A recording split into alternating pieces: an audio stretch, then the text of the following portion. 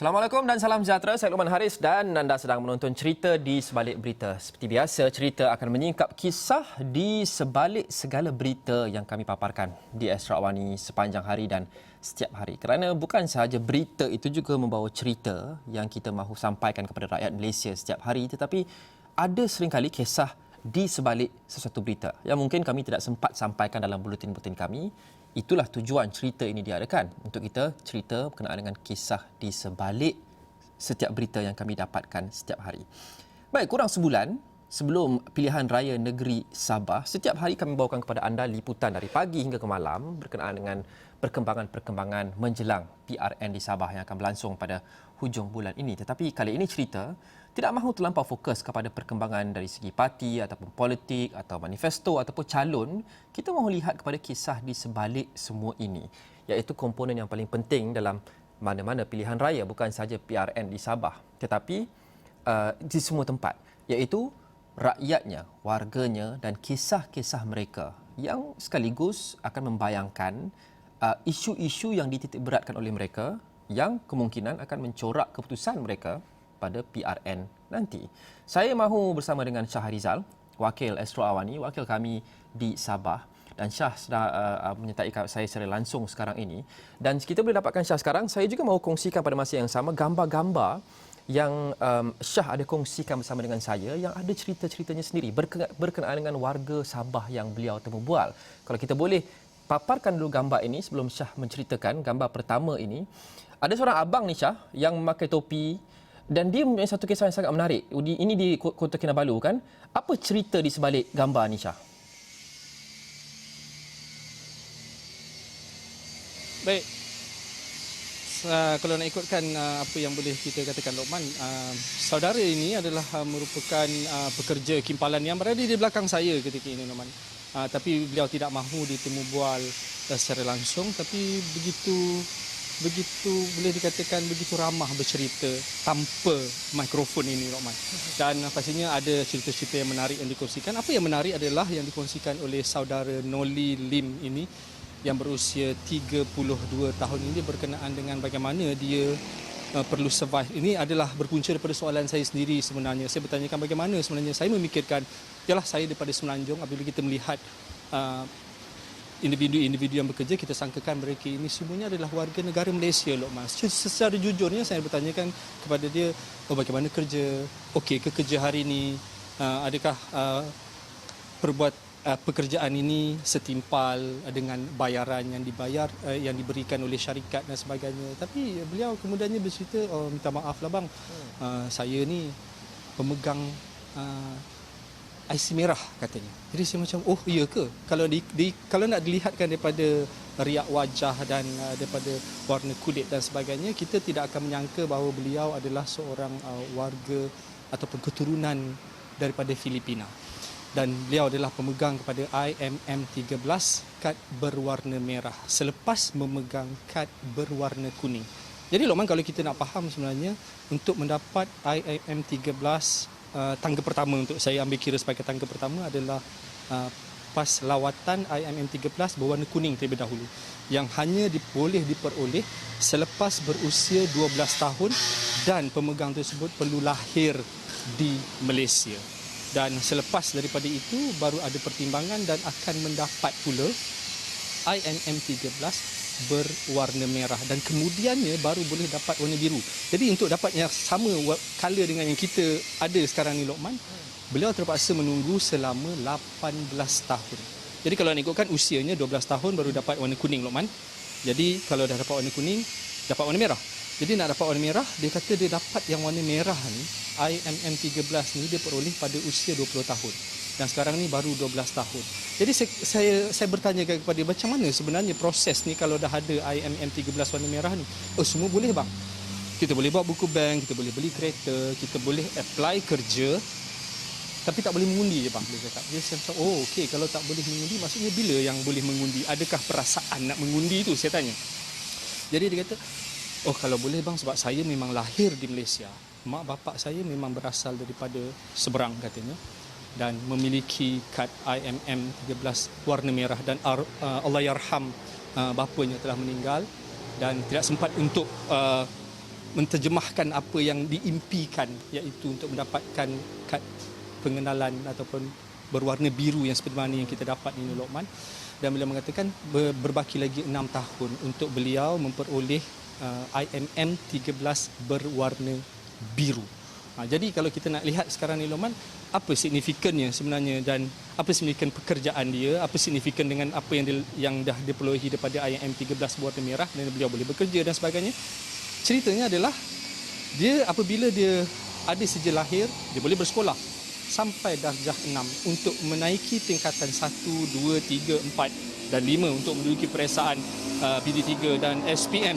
Pastinya beliau memerlukan kad pengenalan. Jadi kalau pada usia 12 tahun baru beliau memperolehi IMM 13 berwarna kuning, bermakna beliau tidak boleh menduduki peperiksaan dan tidak akan dapat sijil. Boleh bersekolah macam biasa. Jadi beliau berkata kepada saya, Noli dia bercerita, dia kata kalau itulah ceritanya, dia kata nak buat apa saya habiskan sekolah. Saya hanya ada sijil berhenti sekolah darjah 6 sahaja kerana beliau berjaya memperoleh IMM 13 berwarna kuning. Jadi selepas daripada itu, Lokman, kisahnya adalah beliau terpaksa bekerja kerana arwah Allahyarham bapanya adalah seorang nelayan. Jadi beliau telah pergi ke laut, ikut bapanya ke laut dan pergi mengikut jiran-jiran yang lainnya untuk bekerja dengan gaji RM10, RM15, RM20 pada usia 12 tahun, Lokman. Kalau ini kita ceritakan ada perbezaan dia, Lokman, bukan kata kesengsaraan tapi kepayahan yang dilalui oleh dua senario yang berbeza oleh warga tempatan sendiri yang kita kongsikan kemarin berkenaan dengan cerita adik Chevin Jaharin yang terpaksa memberi makan kuda dan lembu seawal usia 10 tahun sehingga beliau ketika ini berusia 17 tahun kerana ingin membantu bapanya, kerana itulah pendapatan yang diperoleh daripada hasil pekerjaan bapanya. Beliau membantu bapanya melalui memberi makan kuda dan lembu sebelum pergi ke sekolah. Dan ini cerita yang lain pula daripada sudut pemegang IMM 13 berwarna merah ini yang saya tanyakan kepada beliau sebenarnya, Noli, sebenarnya kalau nak ikut sekarang ni, Noli, adakah Noli merasakan Noli sebagai rakyat Filipina atau rakyat Malaysia? Bang, saya lahir di sini, bang. Saya memang orang Malaysia. Saya nak diri saya ni sebagai orang Malaysia. Jadi sebab tu saya rasa saya dapat. Itu sebab bagi dia memperoleh IMM 13 berwarna merah dan impiannya adalah IMM selepas saya berwarna merah ini adalah kad pengenalan berwarna biru untuk memudahkan dia berurusan selepas ini dan mungkin untuk menentukan apa yang berlaku dalam senario politik ketika ini. Kerana ini juga, Lokman, sebenarnya yang kita boleh lihat sebenarnya adalah inilah yang dibawa, isu-isu kesusahan rakyat ini perlu diangkat oleh ahli-ahli politik dan rata-rata parti-parti politik. Senang cerita, Lokman, di pihak sini, di pihak kanan ataupun di pihak kiri ataupun yang di pihak satu lagi yang kita kongsikan awal tadi sekitar jam 4 petang berkenaan dengan parti LDP yang berdiri sendiri juga memperjuangkan perkara yang sama, iaitu berkenaan dengan pendatang asing, isu pendatang asing yang dilihat cuba mencuri pekerjaan yang berada di negara ini. Kenapa ini berlaku? Ini antara pada saya ini antara yang menarik di Sabah kerana arena politik Sabah ini sangat berbeza, antara lain kerana demografinya sangat berbeza dengan negeri-negeri lain di serata Malaysia walaupun dengan negeri berjiran seperti Sarawak. Jadi isu-isu yang dititik beratkan mereka, cerita-cerita, kisah-kisah yang mereka bawa di sebalik segala liputan berita yang kita bawakan sangat pelbagai. Itu satu. Tak ramai orang tahu berkenaan dengan IMM 13, iaitu satu bentuk kad pengenalan yang diberikan kepada pelarian Filipina yang lari ke Sabah pada tahun 70-an dahulu. Kisah-kisah seperti ini. Dan saya mahu berkongsikan satu lagi gambar yang terakhir.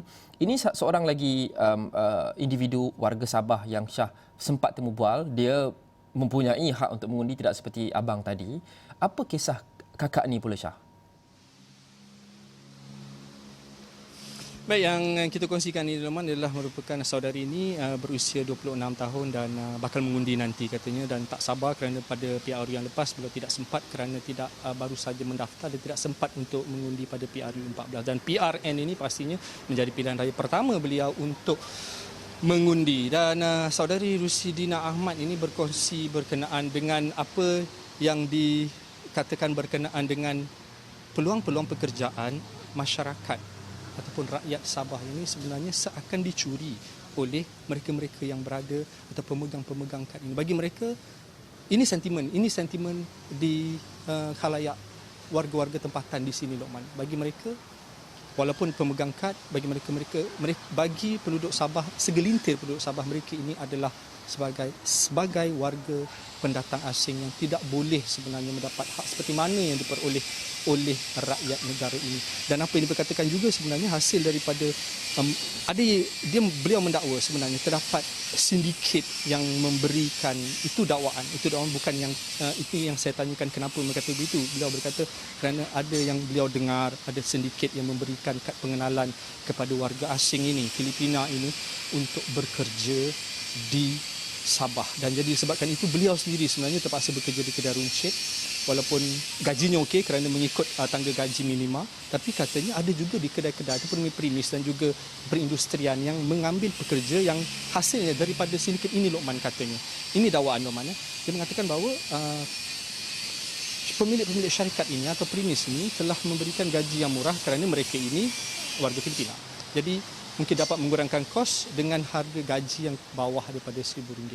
Dan daripada mereka ni, kalangan mereka ini sebenarnya, Lokman, ada yang bersekolah tapi tidak ada sijil lahir dan sebagainya. Dan satu yang terbaik adalah di negara kita ni, Lokman, saya boleh katakan syabas dan tahniah kepada Kementerian Pendidikan sebenarnya kerana memberi peluang kepada kita tidak mahu melihat anak-anak ini terbiar di jalanan. Sebenarnya kita pernah tahu ada di Sekolah Bimbingan Jalinan Kasih di Chowkit juga ada untuk anak-anak gelandangan, tapi di Sabah ini tidak ada sekolah sebegitu, tapi sekolah-sekolah di Sabah ini memberi peluang sebenarnya kepada anak-anak Filipina ini untuk melanjutkan pelajaran, untuk mengenal apa itu ilmu walaupun sehingga usia 12 tahun. Okey, Syah. Roman, kalau kita nak cerita lebih Syah, secara ringkasnya Syah, kerana kita sudah pun kehabisan masa, tapi secara ringkasnya saya mau kembali kepada Kak Rushdina tadi, kisah dia agak menarik.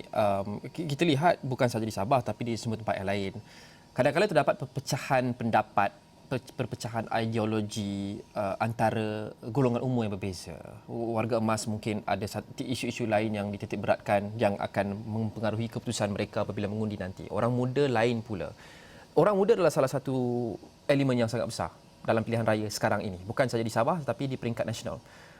Menemu bual Rushdina tadi, apa antara mindset ataupun apa antara isu-isu yang penting dititik beratkan oleh orang-orang muda, kerana saya fikir mungkin beliau adalah satu perwakilan yang agak tepat, tapi walaupun bukan mewakili sudah tentu semua anak muda di Sabah, tapi beliau adalah satu gambaran yang tepat berkenaan dengan apa menjadi prioriti anak muda dalam isu-isu berkaitan isu-isu yang berlangsung di Sabah sekarang yang akan mereka titik beratkan dalam membuat keputusan dalam PRN nanti, Syah. Lokman, kalau kita nak katakan apa yang hasil temu bual saya sebenarnya, apa yang Rushdina ini memaklumkan adalah apa yang penting adalah peluang pekerjaan itu sendiri. Kalau kita nak lihat daripada sudut apa yang mereka mahukan kestabilan itu sendiri. Jadi perkara ini sangat mencengkam, isu tersebut sangat mencengkam kerana kebanyakan warga-warga Filipina ini telah pun menetap di sini lebih daripada 30 tahun, Lokman. Seperti mana yang di belakang saya ini, Noli Lim telah menetap di sini selama 30 tahun dan beliau memperoleh pendapatan RM80 sehari. Tetapi penduduk tempatan hanya memperoleh sekitar RM35 ke RM40 satu hari. Jadi perkara begini, keseimbangan ekonomi itu, Lokman, tapi peluang dapat kepada warga Filipina ini yang memegang INM 13 berwarna merah. Tapi yang memegang kad semacam seperti kita berwarna biru tidak memperoleh pekerjaan begitu. Kerana apa? Mungkin kerana sikap. Tapi peluang pekerjaan itu tidak ada, itu yang dimaklumkan kepada saya dalam penubuhan ringkas saya hari ini, Lokman. Jadi mungkin banyak lagi, Lokman, kita boleh ceritakan untuk kita bercerita tentang dinamika persepsi ini yang menjurus kepada warga tempatan dan juga warga Filipina, Lokman. Okay. Dinamika politik di Sabah tentu sangat pelbagai dan sangat fluid. Dan kami sudah tentu akan terus membawakan perkembangan terkini sama ada berita ataupun kisah di sebalik berita dalam hari-hari akan datang menuju ke 26 September nanti apabila Sabah memilih. Terima kasih Syahrizal, wakil kami di Sabah, bercakap berkenaan dengan anak muda sebagai satu daya dalam pilihan raya. Selepas ini kita akan bercakap berkenaan dengan Parti Pejuang yang ditubuhkan oleh Tun Dr. Mahathir, bekas Perdana Menteri, dan juga pendapat Syed Saddiq dan juga pendirian beliau untuk mewujudkan satu parti anak muda bersama rakan saya yang pergi membuat liputan tadi, iaitu Ridauddin Daud. Itu selepas ini, kita berhenti seketika.